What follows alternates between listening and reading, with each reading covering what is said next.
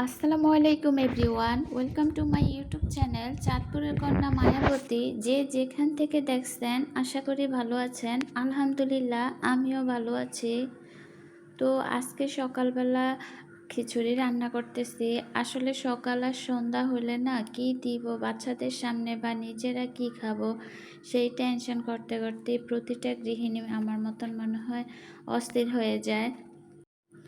আগের দিনই চিন্তা করে রাখতে হয় যে কি রান্না করব, সকালে কি দিব, দুপুরবেলার জন্য কি রান্না করব, এই একটা টেনশন করতে হয় সব সময়। প্রতিদিন রুটি ভাত এগুলো আর ভালো লাগে না, তাই আজকে বাচ্চাদের জন্য একটু খিচুড়ি রান্না করতেছি।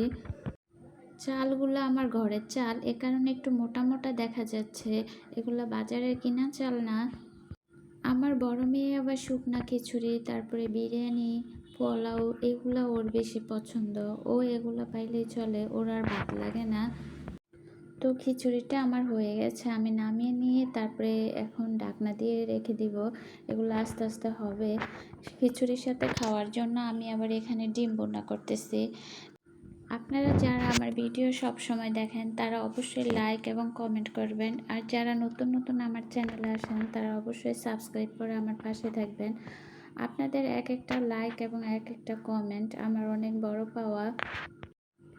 এই প্ল্যাটফর্মে এসে আপনাদের যেতটুকু ভালোবাসা পেয়েছি আলহামদুলিল্লাহ, শুকরিয়া আল্লাহর দরবারও। আপনারা কেউ আমাকে চেনেন না জানেন না, অথচ যেভাবে ভালোবেসে যাচ্ছেন সেটার জন্য হাজার হাজার শুকরিয়া আল্লাহর দরবারে। আপনারা অবশ্যই পুরো ভিডিও দেখবেন না টেনে, কারণ এক একটা ভিডিও মেক করা একটু কষ্ট হয়ে যায় বাচ্চাদের সামলিয়ে সংসার সামলিয়ে, সেখানে আপনারা পুরো ভিডিও দেখেন না। এই দিক দিয়ে নাস্তা কমপ্লিট করে তারপরে আবার গরম চুলাতে রান্না বসিয়ে দিছি।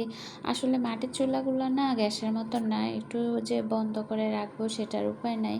তো সাথে সাথে যেটাই করতে হয় সাথে সাথে করতে হয়। তো আজকে আমি ছড়া রান্না করব। ছড়াগুলো আগে একটু ভাপ দিয়ে নিয়েছি, যেহেতু এগুলো একটু কচু জাতীয় তাই আগে একটু ভাপ দিয়ে নিতে হয়, পিচ্ছিল পিচ্ছিল একটা ভাপ থাকে। আজকে আমি ছড়ার সাথে দুইটা আলু দিচ্ছি বাচ্চাদের জন্য, ওরা ছড়া খেতে চায় না, ওরা আলু দিয়ে খাবে। তো এখন আমি তরকারিটা ভালো করে কষিয়ে নিব। আসলে তরকারির স্বাদ তো কষানোর উপরে, যত কষাবো ততই টেস্ট হয় তরকারির স্বাদ। আসলে এক এক জায়গার রান্নাবান্না এক এক রকম। আমাদের এখানে রান্নাবান্না আমি সবসময় শেয়ার করি, আর আমি যেভাবে রান্নাবান্না করি আমি সেটাই দেখাই আপনাদেরকে।